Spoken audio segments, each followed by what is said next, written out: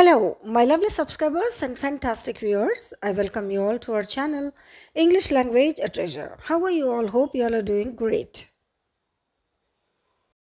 ఈ వీడియోలో మరికొన్ని చక్కటి పదాలను వాటి మీనింగ్స్ తెలుగులో ఇంగ్లీష్లో వాటి అర్థాలేంటి వాటిని సెంటెన్సెస్లో ఏ రకంగా ఉపయోగిస్తాము దాన్ని ఎవ్రీడే కాన్వర్జేషన్ డైలీ ప్రాక్టీస్కి ఏ రకంగా ఉపయోగించవచ్చు అనేది వీటి మార్పులు ఏ రకంగా జరుగుతాయి ఏ రకంగా వీటిని ఉపయోగిస్తాము అనేది ఈ వీడియోలో తెలుసుకుందాము. ఎవరైనా నా వీడియో మొట్టమొదటిసారిగా చూస్తున్నట్టయితే లైక్ చేయండి, షేర్ చేయండి, మోస్ట్ ఇంపార్టెంట్లీ సబ్స్క్రైబ్ చేయండి. Let's get started. Alright, the words ఏంటంటే bashful, blindly, bravely, briefly, daintily. Bashful అని ఎవరిని అంటామంటే ఎవరిదైతే బిహేవియర్ కొంచెము బిడియంగా సంకోచంగా ఉండి తొందరగా విడమర్చి మాట్లాడకుండా కొంచెం సిగ్గుపడుతూ ఉంటారు. ఆ రకమైన బిహేవియర్ ఉన్న వాళ్ళకి bashful అని ఉపయోగిస్తాము. ఇంగ్లీష్లో అయితే nervous, shy, timid, hesitant, introverts. So ఈ రకమైన బిహేవియర్ ఎవరికి ఉంటుందో వాళ్ళను బ్యాష్ఫుల్ బిహేవియర్ అనే దానిలోకి చేర్చి వాళ్ళను ఆ విధంగా సంబోధిస్తుంటాం. రైట్. సెకండ్ వన్ ఏంటి బ్లైండ్లీ అంటే గుడ్డిగా, అంధత్వం అంటే కొన్నిసార్లు అంధత్వము గుడ్డిగానే కాకుండా కేర్లెస్గా లేకపోతే ఇంకేంటి విచారించకుండా అవివేకంగా అనాలోచితంగా నిర్లక్ష్యంగా కొన్నిసార్లు పనులు చేసే వాళ్ళనందరినీ ఈ బ్లైండ్లీ అనే వర్డ్తో సంబోధించవచ్చు. Okay. Now third one is bravely. Bravely అంటే ధైర్యంగా సాహసంగా. చాలామంది ఎంతో ధైర్యంతో పనులు చేసే వాళ్ళు ఉంటారు, వాళ్ళని బ్రేవ్లీ అని సంబోధించవచ్చు. సాహసంగా పనిచేసేటప్పుడు కూడా వాళ్ళు చేసే పనులను బ్రేవ్లీ అని మనం సెంటెన్స్లో ఉపయోగించవచ్చు. Briefly, BRIEFLY. బ్రీఫ్లీ అంటే క్లుప్తంగా, షార్ట్గా, సంక్షిప్తంగా. అంటే ఏదైనా ఒక పెద్దదాన్ని చాలా తక్కువ మాటల్లో చెప్పడం అనేది క్లుప్తంగా. కాంప్రిహెండ్ చేయడం అంటాం కదా, కాంప్రిహెన్షన్ అంటాం కదా. సో చాలా పెద్ద స్పీచ్ని చిన్నగా చేసి అన్ని పాయింట్స్ అందులో కలిసేటట్టు ఒక చిన్నగా చేసి చెప్పడం అనేది క్లుప్తంగా. సో దాన్ని ఇంగ్లీష్లో బ్రీఫ్లీ అని అంటాము. ఇంకోటి లాస్ట్ వన్ డెయింటీలీ. డెయింటీ అంటే మోస్ట్లీ అందంగా, సున్నితంగా, ఇంపుగా, రమ్యంగా, సొగసుగా ఉండే బిహేవియర్ ఉన్న వాళ్ళని డెయింటీలీ అని సంబోధించడం, చెప్పటం, వాళ్ళని ఆ విధంగా పొగడటం అనేది జరుగుతుంది. Okay. Let's see some examples using these words in the sentences. Okay. Right. All right. The first sentence with bashful. Bashful అంటే నర్వస్ లేకపోతే బిడియము, సంకోచము ఇట్లాంటి మీనింగ్స్ అనుకున్నాం కదా. సెంటెన్స్ ఏంటి? ఆమె తన చిన్నతనంలో చాలా బిడియంగా ఉండేది. ఆమె తన చిన్నతనంలో అంటే చిన్నప్పుడు చాలా బిడియంగా ఉండేది. అంటే భయపడేది, గబుక్కుని ఎవరితో మాట్లాడేది కాదు, ఎప్పుడు దాచుకుంటూ ఉండేది, ఏదైనా అడిగితే చెప్పేది కాదు, భయపడటము అనేది జరుగుతుంది కదా, కొంతమంది చిల్డ్రన్ అట్లుంటారు. సో అట్లాంటి సెంటెన్స్. ఆమె తన చిన్నతనంలో చాలా బిడియంగా ఉండేది. దాన్ని ఇంగ్లీష్లో she was very bashful as a child. She was very bashful as a child. అది English sentence. Right. Okay. The second sentence ఏంటి? అతడు సంకోచమైన చిరునవ్వుతో ఆమెను చూశాడు. అంటే కన్ఫ్యూజింగ్గా నవ్వు అనమాట. నవ్వుతున్నాడు కానీ అదేంటో కన్ఫ్యూజన్లో వచ్చిన నవ్వు. అతడు సంకోచమైన చిరునవ్వుతో ఆమెను చూశాడు. ఇది సెంటెన్స్ తెలుగులో. దాన్ని ఇంగ్లీష్లో he looked at her with a bashful smile. He looked at her with a bashful smile. Bashful అంటే సంకోచమైన ఈ సెంటెన్స్లో, స్మైల్ అంటే చిరునవ్వు. ఎట్లా చూశాడు? సంకోచమైన చిరునవ్వుతో ఆమెను ఏదో ఇట్లా కొద్దిగా నవ్వి ఇట్లా చూస్తున్నాడు. అంటే కొంచెం సిగ్గుగా, కొంచెం బిడియంగా, కొంచెం ఏదో భయంగా, సంకోచంతో చూస్తున్నాడు అనమాట. సో అతడు సంకోచమైన చిరునవ్వుతో ఆమెను చూశాడు. ఇది పాస్ట్ టెన్స్లో ఉంది. So he looked ED add చేసామంటే అది past tense. He looked at her with a bashful smile. Right. Okay. Third sentence is అతడు సంకోచంగా, ఇబ్బందిగా అనిపించాడు. అతడు ఎట్లా కనిపిస్తున్నాడంట? సంకోచంగా, ఇబ్బందిగా అనిపించాడు. అంటే ఫ్రీగా లేడు, ఏదో ఇబ్బంది పడుతున్నట్టు, సంకోచంగా ఏదైనా మాట్లాడితే ఏం చెప్పాలబ్బా అన్నట్టు కొంచెం కన్ఫ్యూజింగ్గా కనిపిస్తున్నాడు అనమాట. దాన్ని అతడు సంకోచంగా, ఇబ్బందిగా అనిపించాడు. దాన్ని ఇంగ్లీష్లో he seemed bashful and awkward. He seemed bashful and awkward. Seemed అంటే అనిపించటం. హీ సీమ్డ్ అనిపించాడు. ఎలా? సంకోచంగా అంటే బ్యాష్ఫుల్గా, అండ్ ఆక్వర్డ్ అంటే ఇబ్బందికరంగా. ఆక్వర్డ్ అంటే ఇబ్బందికరమైన, రైట్? ఆక్వర్డ్, AWKWARD, ఆక్వర్డ్, ఇబ్బందికరంగా, లేకపోతే అసహ్యంగా కూడా అనొచ్చు. దీనికి చాలా మీనింగ్స్ ఉంటాయి, కానీ ఈ సెంటెన్స్ ప్రకారం అది ఇబ్బందికరమైన అనే వస్తుంది. He seemed bashful and awkward. అతడు సంకోచంగా, ఇబ్బందిగా అనిపించాడు. అది థర్డ్ సెంటెన్స్. ఫోర్త్ సెంటెన్స్ ఏంటి? అతడు బిడియంగా చిరునవ్వు నవ్వాడు. ఆయన సిగ్గుతో నవ్వుతున్నాడు అనమాట. నవ్వినా కూడా సిగ్గే, ఎందుకంటే కొంతమంది ఇట్లా బిడియంగా, సంకోచంగా, సిగ్గుతో ఉంటుంటారు కదా. ఓపెన్గా, ఫ్రీగా మాట్లాడడము, ఎవరినైనా చూస్తే బోల్డ్గా మాట్లాడడం అనేది రాదు. భయపడుతుంటారు, బిడియంగా ఉంటారు, సంకోచంగా ఉంటారు. వీళ్ళని ఇంట్రోవర్ట్స్ అంటుంటాం. ఓకే, సో అతడు బిడియంగా చిరునవ్వు నవ్వాడు. He was smiling bashfully. He was smiling bashfully. అది ఇంగ్లీష్ సెంటెన్స్. రైట్?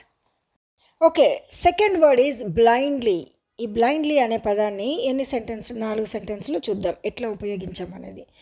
బ్లైండ్లీకి మీనింగ్ ఏంటి? ముందే చెప్పుకున్నాం కదా. గుడ్డిగా, నిర్లక్ష్యంగా, అనాలోచితంగా, కేర్లెస్గా, అవివేకంగా, విచారం చేయకుండా, ఏది విచారించకుండా, మొద్దుగా, కొన్నిసార్లు ఏమి చూడరు, చేసేస్తూనే ఉంటారు, బ్లైండ్గా చేసేస్తుంటారు. సో అట్లాంటి సందర్భాల్లో బ్లైండ్లీ అనేది ఉపయోగించడం జరుగుతుంది. Okay, now let's see the first sentence. ఈ ఫస్ట్ సెంటెన్స్ చాలా సింపుల్ సెంటెన్స్. అదేంటంటే, ఎవరిని గుడ్డిగా నమ్మవద్దు. ఇది తరచుగా మనం ఈ సెంటెన్సెస్ వాడుతూనే ఉంటాం, తెలుగులో వింటూనే ఉంటాం కదా.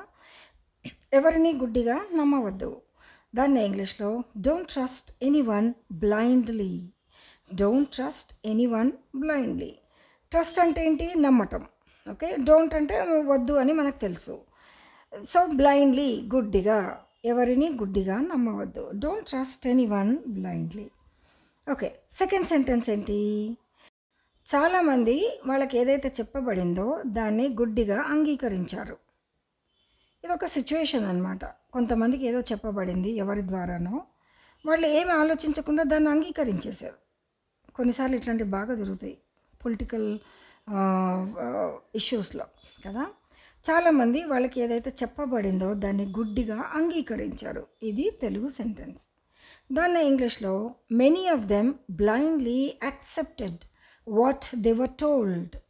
Many of them blindly accepted what they were told. అయితే ఈ సెంటెన్స్ మనకు పెద్దగా కనిపిస్తుంది, కానీ actually sentence is very simple and easy. కాకపోతే కొంచెం లాంగ్గా ఉంది. అయితే మెనీ ఆఫ్ దెమ్, చాలామంది, బ్లైండ్లీ యాక్సెప్టెడ్, గుడ్డిగా అంగీకరించారు అనేది చివరిలో వచ్చింది. ఇంగ్లీష్లోనేమో బ్లైండ్లీ యాక్సెప్టెడ్ అనేది ఫస్ట్లోనే వచ్చేసింది. Many of them blindly accepted, అది ఫస్ట్ పార్ట్. సెకండ్ పార్ట్ ఏంటి? వాట్ దే వర్ టోల్డ్, వాళ్ళకి ఏదైతే చెప్పబడిందో అది అని సెకండ్ పార్ట్. అయితే తెలుగులో ఏంటి? చాలామంది వాళ్ళకి ఏదైతే చెప్పబడిందో అనేది ఫస్ట్లో వచ్చింది, right? Many of them blindly accepted, గుడ్డిగా అంగీకరించారు అనేది తెలుగులో సెకండ్ పార్ట్లో వచ్చింది. సో దీని సెంటెన్స్ ఎట్లా వస్తుంది? చాలామంది వాళ్ళకి ఏదైతే చెప్పబడిందో దాన్ని గుడ్డిగా అంగీకరించారు. గుడ్డిగా అంగీకరించారు అనేది సెకండ్ పార్ట్. ఇంగ్లీష్లో అయితే many of them blindly accepted, అంగీకరించారు అనేది ఫస్ట్లో వచ్చేసింది, first part of the sentence. Second పార్ట్లో what they were told. So sentence మొత్తం ఎట్లా వస్తుంది? Many of them blindly accepted, acceptance అంటే అంగీకరించటం. What they were told, were ఎందుకు వచ్చింది ఇక్కడ అంటే అప్పుడు వాళ్ళు చెప్పింది పాస్ట్లో జరిగింది, అది దే వచ్చినందుకు వర్ వచ్చింది. ఓకే, ప్లూరల్ కాబట్టి వర్. సో అది పాస్ట్లో వాళ్ళకి అట్లా చెప్పినరు, వాళ్ళు దాన్ని గుడ్డిగా అంగీకరించేశారు. సో పాస్ట్ కాబట్టి వర్ అని వచ్చింది ఇక్కడ, right? Many of them blindly accepted what they were told, right? Okay, third sentence ఏంటి? సైనికులు గుడ్డిగా విధేయత చూపటానికి తర్బీదు ఇవ్వబడ్డారు. ఇది second part of the sentence. First part ఏంటి? సైనికులు గుడ్డిగా విధేయత చూపటానికి తర్బీదు ఇవ్వబడ్డారు. తర్బీదు అంటే ట్రైనింగ్. సైనికులు ఏం చేయాలంట? వాళ్ళ ఆఫీసర్స్ ఏదైనా చెప్తే గుడ్డిగా ఒబే చేసేయాలంట. అంటే విధేయత చూపించాలి. వాళ్ళు ఇంకా ఏమీ ఎదురు చెప్పొద్దు. ఇది నువ్వు చెయ్యాలి అంటే అంతే చేసేయాలి. ఇది ఇట్లా కాదు కదా, అది కదా అని అనకూడదు. రైట్? సో సైనికులు గుడ్డిగా విధేయత చూపటానికి తర్ఫీదు ఇవ్వబడ్డారు. దాన్ని ఇంగ్లీష్లో the soldiers were trained to obey blindly. The soldiers were trained to obey blindly. అది ఇంగ్లీష్లో. Okay, the next sentence is వాళ్ళు గుడ్డిగా వాళ్ళ నాయకుడిని అనుసరించారు. వాళ్ళు గుడ్డిగా వాళ్ళ నాయకుడిని అనుసరించారు. దాన్ని ఇంగ్లీష్లో they blindly followed their leader. They blindly followed their leader అంటే సింపుల్ సెంటెన్స్. వాళ్ళు గుడ్డిగా వాళ్ళ నాయకుడిని అంటే వాళ్ళ మినిస్టర్ ఎవరో ఉంటాడో ఆ మినిస్టర్ని అనుసరిస్తారనమాట.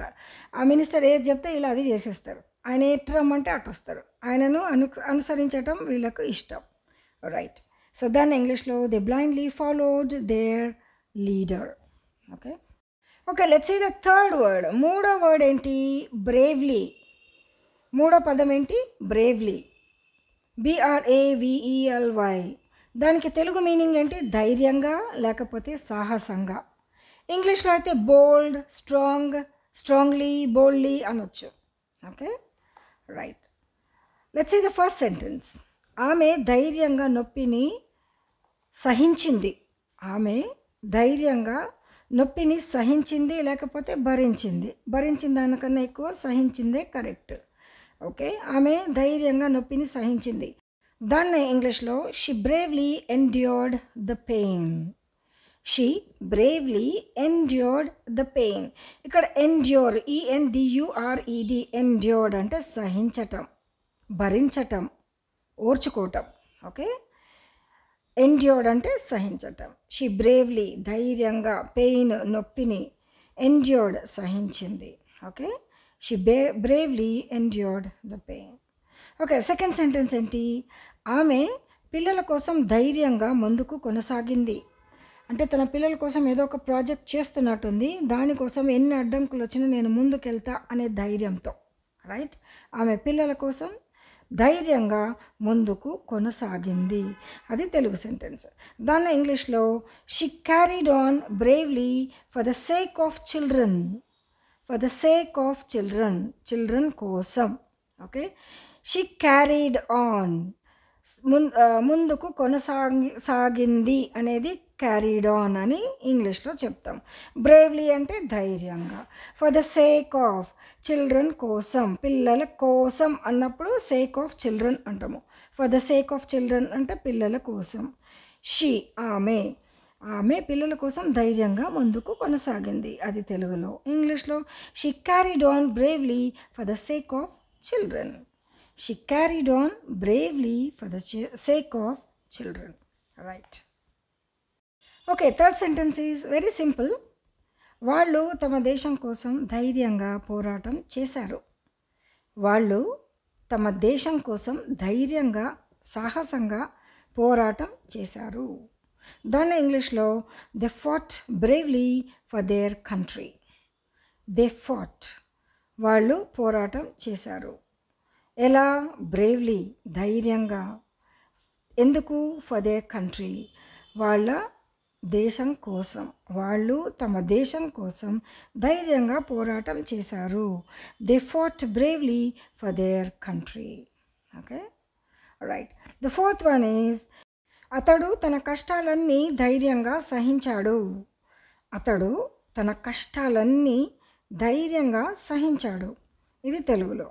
ఇంగ్లీష్లో he bore all his hardships bravely.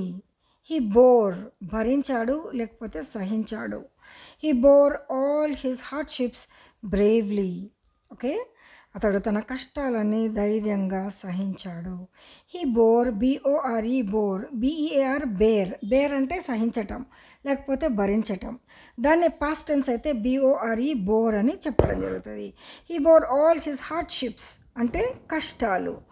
ఎట్లా? ధైర్యంగా సహించాడు. Hardships bravely. He bore all his hardships bravely. అది ఇంగ్లీష్లో. Okay right. ఫోర్త్ వర్డ్ ఏంటి? నాలుగో పదము బ్రీఫ్లీ. బ్రీఫ్లీ, BRIEFLY అంటే తెలుగులో మీనింగ్ ఏంటి? క్లుప్తంగా, సంక్షిప్తంగా. అంటే దాన్ని కుదించి చిన్నగా చేసి చెప్పటాన్ని క్లుప్తంగా అంటాం. ఇంగ్లీష్లో అయితే to comprehend, to make it short, అది అర్థం. రైట్, ఫస్ట్ సెంటెన్స్ ఏంటి? ఆమె స్త్రీల యొక్క హక్కులపై క్లుప్తంగా ఉపన్యాసం ఇచ్చింది. ఆమె స్త్రీల యొక్క హక్కులపై, హక్కులు అంటే రైట్స్, ఓకే, హక్కులపై క్లుప్తంగా ఉపన్యాసం ఇచ్చింది. దాన్ని ఇంగ్లీష్లో she gave lecture briefly on women's rights.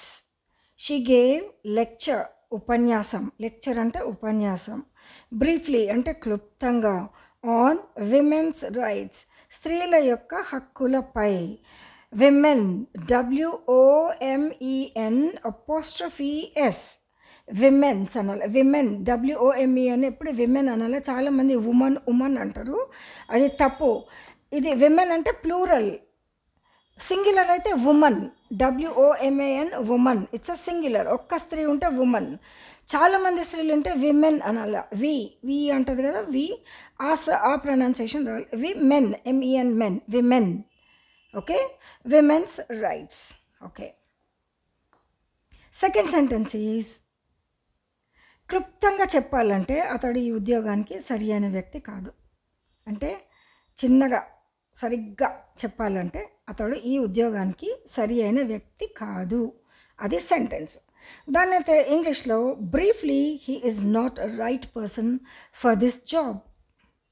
Briefly he is not a right person for this job, అది ఇంగ్లీష్లో. Okay, okay, third sentence is మేము ప్రాజెక్టు గురించి క్లుప్తంగా మాట్లాడుకున్నాము. అంటే జరిగిపోయింది, పాస్ట్ టెన్స్. మేము ప్రాజెక్టు గురించి, వాళ్ళకు ఒక ప్రాజెక్ట్ ఇవ్వబడింది, దాని గురించి మాట్లాడుకున్నారు, అంతే. మేము ప్రాజెక్టు గురించి చాలా క్లుప్తంగా మాట్లాడుకున్నాము. దాని ఇంగ్లీష్లో we talked briefly about the project. We talked, మేము మాట్లాడుకున్నాము. ఎలా? బ్రీఫ్లీ, క్లుప్తంగా మాట్లాడుకున్నాం. దేని గురించి? అబౌట్ ద ప్రాజెక్ట్ గురించి. మేము ప్రాజెక్ట్ గురించి క్లుప్తంగా మాట్లాడుకున్నాము. We talked briefly about the project. Okay, నా సెంటెన్స్ ఫోర్త్ ఈజ్ ఏమి జరిగిందో క్లుప్తంగా చెప్పు.